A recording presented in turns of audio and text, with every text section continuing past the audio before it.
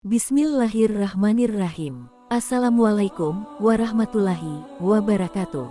Salam sejahtera kepada kita semua. Sahabat wawasan halal. Dalam upaya memahami konflik berkepanjangan di Timur Tengah, mari kita telusuri klaim kontroversial seputar hak tanah Palestina. Beberapa pihak menyoroti klaim yang dianggap palsu terkait hak tanah milik Yahudi atas wilayah tersebut. Dalam video ini, kita akan menyelidiki berbagai perspektif dan mendekati pemikiran terbuka untuk merangkul pemahaman yang lebih luas. Diawali dengan doa, semoga segala yang kita lakukan selalu mendapat kemudahan, keberkahan, dan petunjuk-Nya. Amin. Sahabat, secara historis, sudah sangat jelas bahwa Bani Israel bukanlah bangsa yang pertama menduduki Palestina. Sebelum kedatangan Bani Israel, daerah itu sudah dihuni oleh suku-suku Arab sejak beribu-ribu tahun yang lalu. Bahkan keberadaan suku Arab tersebut terus berlangsung sampai sekarang. Penduduk asli Palestina ialah Yebusiun, sebuah kabilah Arab kuno yang sudah hidup sejak abad ke-30 sebelum kelahiran Nabi Isa alaihi salam. Sedangkan nama Yerusalem atau Salem atau Shalem diambil dari nama Tuhan bangsa Yebusiun yang namanya tercantum pada kitab Taurat.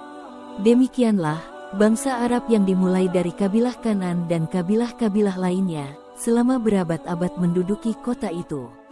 Dikatakan bahwa Nabi Ibrahim mendatangi kota Yerusalem, tepatnya di wilayah Hebron, yaitu sekitar 2295 sebelum Masehi. Adapun Bani Israel, pertama kali masuk ke Palestina ialah pada abad ke-12 sebelum Masehi, yaitu saat kedatangannya bersama Yusya bin Nun, setelah wafatnya Nabi Musa alaihi salam. Sebelumnya, mereka terombang-ambing dalam kebingungan, terusir di sana-sini, tak memiliki tempat tinggal. Semua itu karena kesalahan mereka sendiri, dengan melakukan pembangkangan terhadap perintah Allah Subhanahu wa Ta'ala yang diwahyukan kepada Nabi Musa alaihi salam. Dikisahkan dalam Al-Quran, Allah Subhanahu wa Ta'ala berfirman, "Dan ingatlah ketika Musa berkata kepada kaumnya, 'Wahai kaumku, ingatlah akan nikmat Allah kepadamu, ketika Dia mengangkat nabi-nabi di antaramu, dan menjadikan kamu sebagai orang-orang merdeka, dan memberikan kepada kamu apa yang belum pernah diberikan kepada seorang pun di antara umat yang lain.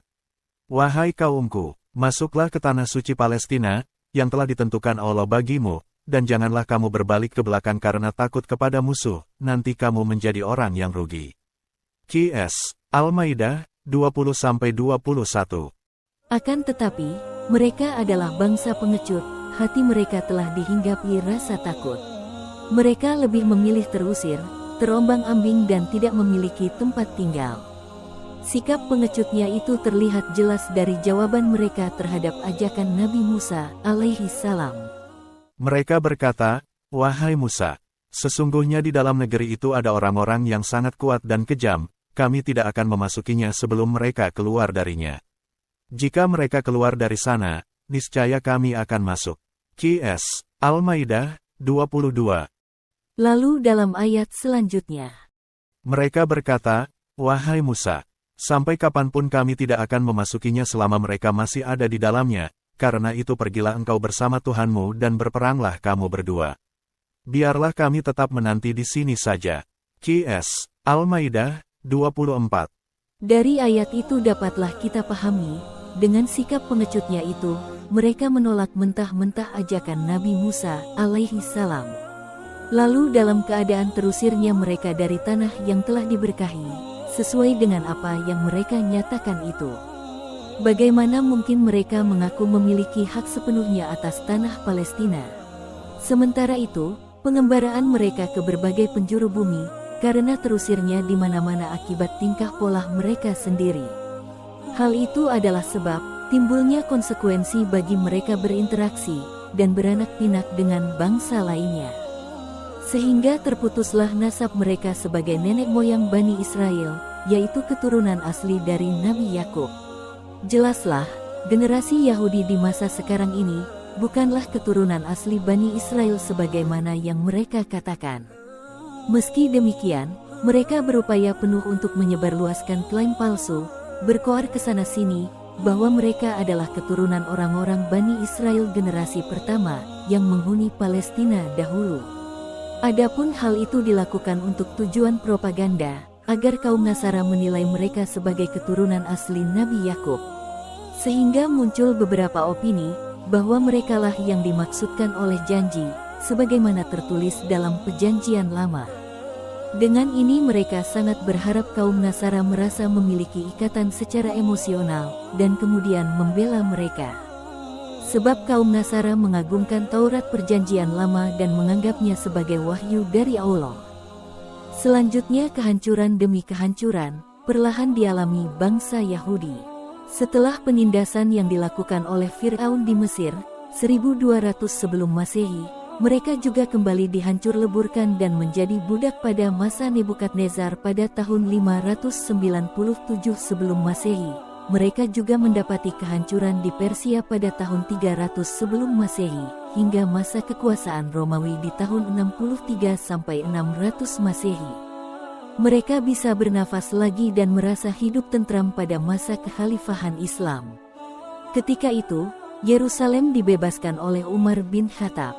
Namun tidak bertahan lama, karena mereka kembali merana ketika Perang Salib dan Yerusalem berada dalam kekuasaan Kristen di tahun-tahun 1096 sampai tahun 1187 Masehi, sebelum akhirnya dibebaskan kembali oleh Salahuddin Al-Ayyubi. Dalam mengakhiri video ini, penting untuk mencatat bahwa klaim tanah Palestina oleh Yahudi melibatkan perspektif sejarah yang kompleks.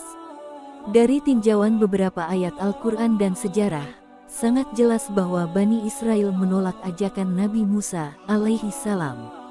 Melalui pemahaman mendalam terhadap sejarah, kita dapat melihat bagaimana narasi ini berkembang.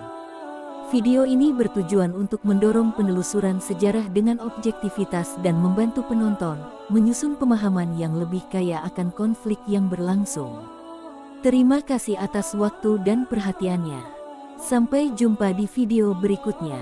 Segala puji bagi Allah yang dengan nikmat-Nya, segala kebaikan menjadi sempurna. Akhir kata, wassalamualaikum warahmatullahi wabarakatuh.